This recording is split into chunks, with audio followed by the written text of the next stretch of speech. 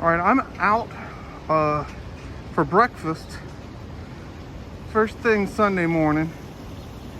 And it's a little stunning how dead and empty the streets of Manhattan are. I mean, it's Sunday morning. We're here at Radio City Music Hall. I don't have any plans to go to a show there. I haven't been before, but you know, it's a famous location that is very New York City. Still, look, I mean, I'm on a major thoroughfare here.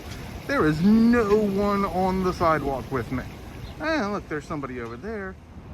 Okay, here we are. This is one of the traditional top bagel places, apparently known for their really big bagels with hardly any hole. It's got a nice, charming look. It's been open since 1976, and I'm gonna go take a look.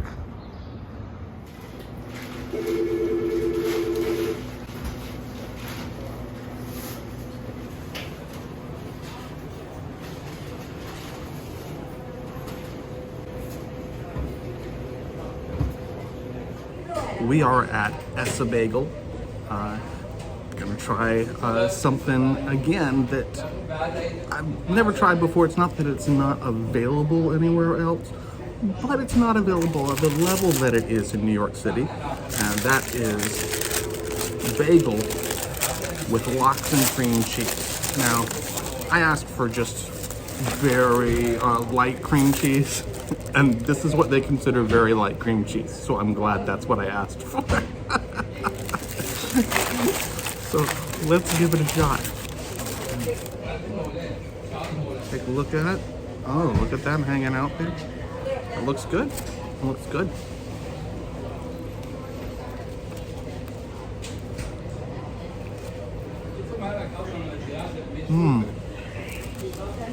That's delicious.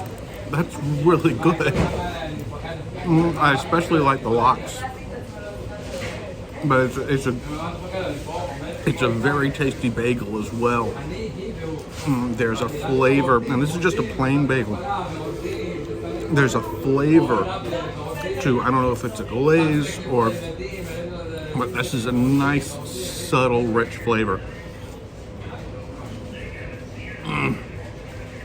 That hit the spot. Actually goes really nicely with this sandwich. Now, like I said, I probably would have gone with less cream cheese, and I told them easy on the cream cheese, nice and light, but you know, they're used to lots of cream cheese, and so this for them is light. That's fine. It's still good. Okay, who's this? This must be a really noble, wonderful, awesome dude to get a big gold statue like this. Wow, I mean, with all of the fronds and this, an angel leading the way. Wow, this must be some kind of hero. Let's see who this is. Whoa. Sherman. William Tecumseh Sherman. Okay.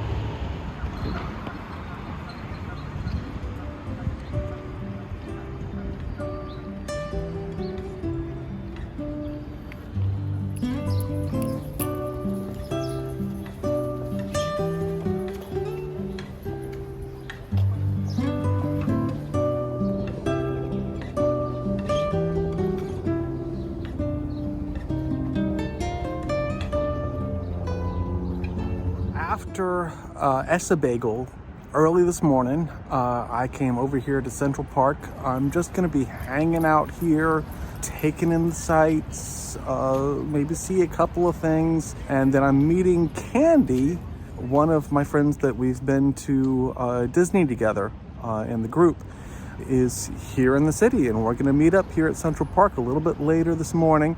If you look behind me, this is a carousel. Unfortunately, it doesn't open up for another hour and a half, by which point I will probably have moved on from where I'm sitting right now. But for the moment, I'm just enjoying the greenery and all the little dogs running around. Oh my gosh, there are so many dogs in Central Park this morning. I don't remember seeing quite this many last time I was here, but maybe it's because it's a Sunday. Just having a nice relaxing morning here in Central Park.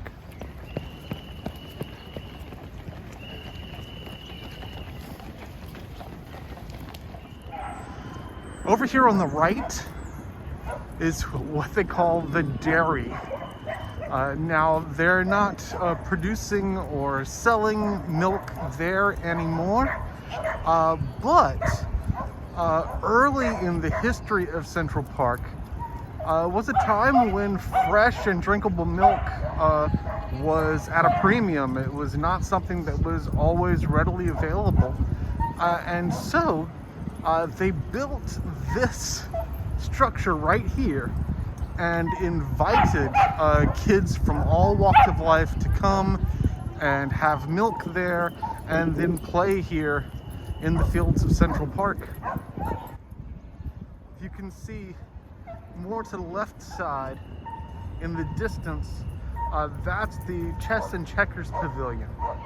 This is the children's section of Central Park that included ball fields and the carousel that we weren't able to wait for because it's still not open. It's still not 10 o'clock. This is an unusual rule. I'm not sure if you know it, Javier, but ignorance of the law is no excuse. When a pawn goes 2 squares over a square controlled, but you know the rule. It's called en passant.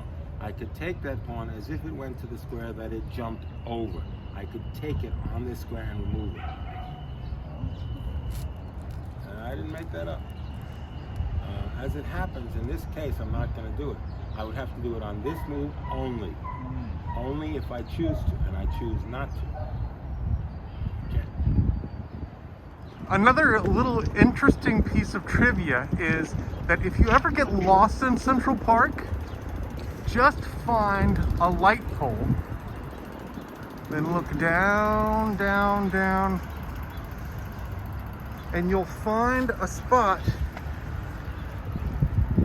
with engraved numbers. This one says 6464. The first 2 numbers are what street you are even with. So if we went over here, we would go to 64th Street. Okay? So if you want to go north of there, you head north this way. If you're not happy with how far you've gone, well, you can go further south that way. And since this is an even number, these last 2, that means we're on the west side. If it was an odd number, that would mean we were over on the east side. It's April, and as you can see, the cherry blossoms have started to bloom.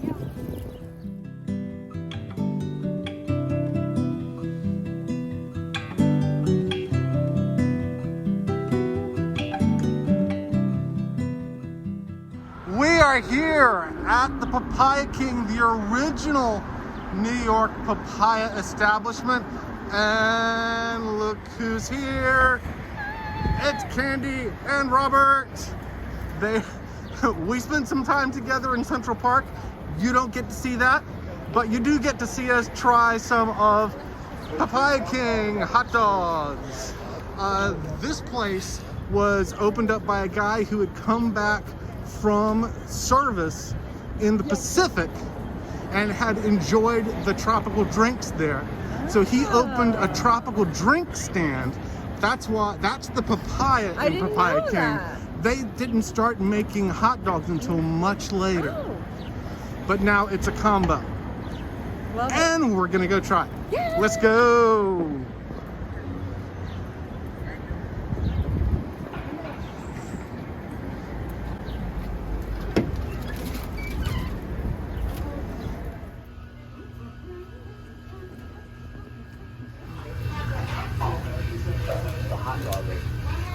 So good, right? Candy, explain to us exactly what's great about these onion rings. I'll show you what's the best. The onion doesn't come out. There's still onion in the onion ring after the first bite. Guys, that was so good. The hot dogs were good. The papaya drink and the pina colada, I got two different drinks. I got a medium pina colada drink, which was really good. And then I got a small papaya drink, which was amazing. They were both fantastic, like creamy, fruity drinks. Candy said it was like drinking a creamsicle. And she was accurate. She's accurate. It's not as sugary as a creamsicle, but it was very much like drinking a creamsicle. It was so good. I now feel like I maybe need to move to New York City so I can have a papaya drink in my life on a constant basis. Is that a reasonable, would that be reasonable behavior? Mm-hmm. Candy says it's reasonable.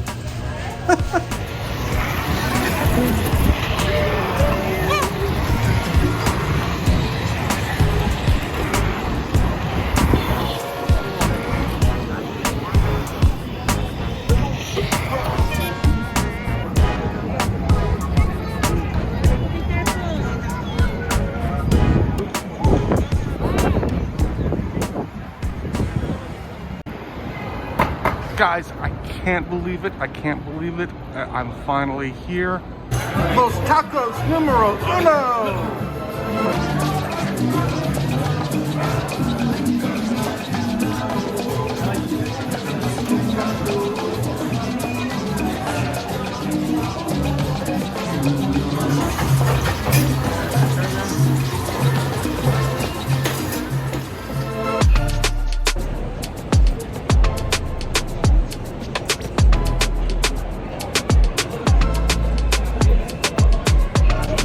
Oh man,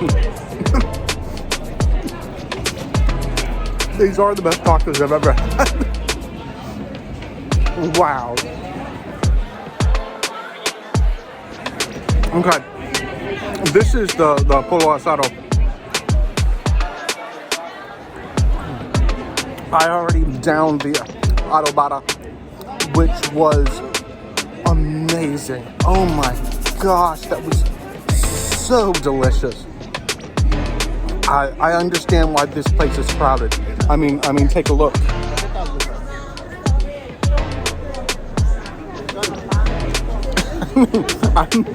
I'm out here with a chain link fence to my back, eating with one hand because it's too crowded here. Now the line has died down, but there was a line when I got here. This line folded over twice when I was in.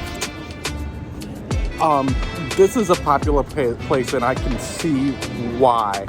If you're coming to New York City, give this a try. All right, now let me tell you a week later what happened immediately after that. I had finished both of my tacos. I had drunk all of my glass bottle of Coke. It was wonderful at Los Tacos Numero Uno. And I was just getting ready to throw my trash away and make my way away. But I was chilling out. And then all of a sudden there was a loud bang over to my right. I look over my right shoulder and there's this black smoke just puffing up out of the street.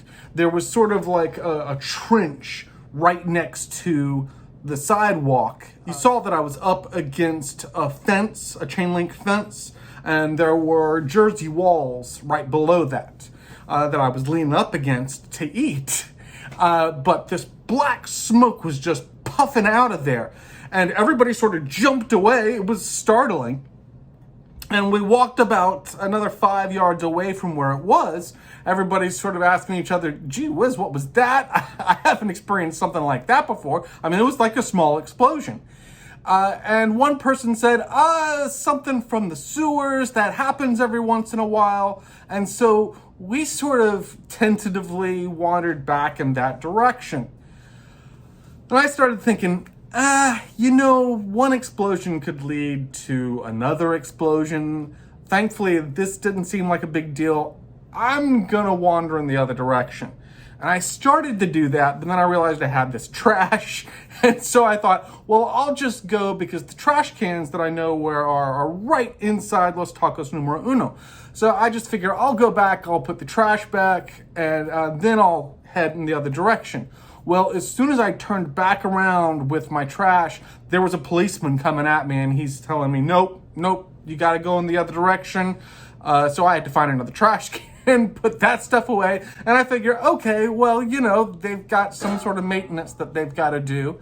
And I'll just head around and loop around on 44th. So I'm walking on 44th, I'm taking a little bit of video. I took just a little bit of video of a couple of the Broadway houses there. And unfortunately, I had stopped taking video when the second explosion happened. And this one was nowhere near me. I mean, it was over on Times Square, but I wasn't standing nearby like I was the first time. And it was, as far as I could tell, much louder. Now, this is the one that caused all of the running like you might have seen on the national news. If you just go on YouTube, then there's a couple of TikToks that popped up of people running. Here, let's take a look at those. I actually don't know.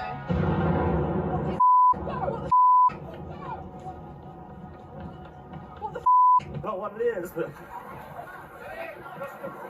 what is it?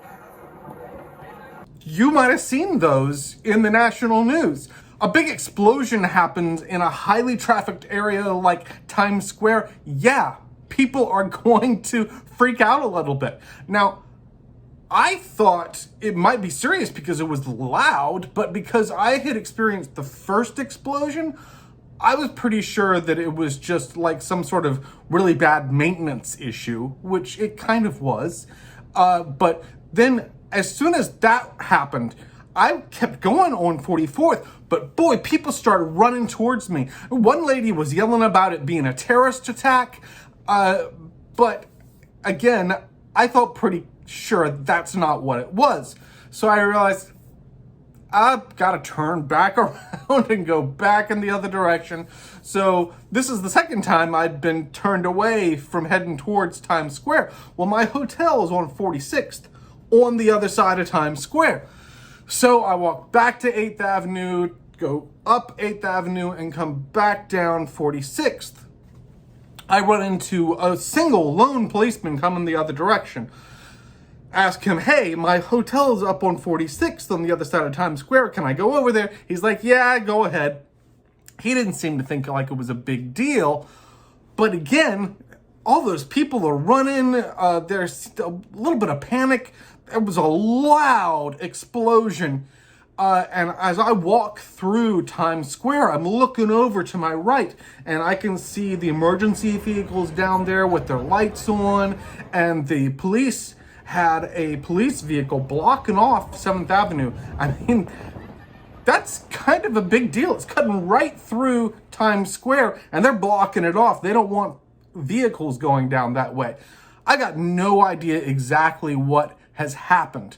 I get back to the hotel. I just stay at the hotel after that. Los Tacos Numero Uno was my dinner. I didn't have any big plans for that evening. I might have gone out and checked out a few things, but I just decided, look, I'm going to stay. I don't know what's going on. Let's stay out of their way. I'm looking on media to try to see what's happening. And for a good long while, there was nothing, which seemed kind of surprising. Eventually, we got those videos like the ones that we looked at before, and people started tweeting about it on Twitter. Turned out it was a few explosions from manhole covers. That pressure had built up in the sewer system, just like the person over there at Los Tacos Numero Uno said that it was a sewer problem. Not something to be really worried about, but of course it's a problem, so you clear that area. And it turned out that it was that building right there that had the initial problem that caused the later explosions down the line. Right there at Los Tacos Numero Uno, it was 229 West 43rd Street. That's the same address you're gonna find that restaurant at. Anyway, there was a lot of excitement. We saw the videos of people running in hordes. It looked like something out of an old 50s sci-fi, like the aliens are attacking kind of thing. But ended up being no big deal. But it was certainly some excitement for the evening. That was pretty much the end of my evening.